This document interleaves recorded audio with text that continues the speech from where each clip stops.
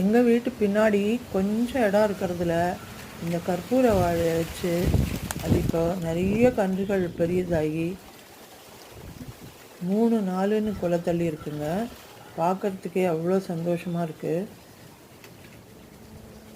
இந்த ஏப்ரல் மாதத்தில் வீசுகிற காற்று அவ்வளோ இதமாக இருக்குது.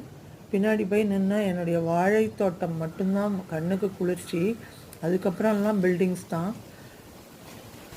இந்த மாதிரி இயற்கையோடு சேர்ந்து வாழும்போது தான் மனதுக்கு ஸ்ட்ரெஸ் இல்லாமல் ஹாப்பி ஹார்மோன்ஸ் சுரந்து நமக்கு மற்ற வேலைகளையும் செய்யறதுக்கு ஊக்கம் கொடுக்கும். இயற்கையோடு சேர்ந்து வாழறதுக்கு நம்ம கண்டிப்பாக ஏதாவது ஒரு செடி கொடியை வளர்க்கணுங்க.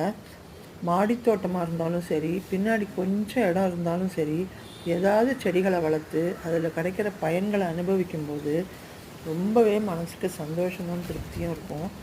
இது நிறைய வரும்போது மற்றவங்க கூடயும் ஷேர் பண்ணிக்கிறோம்.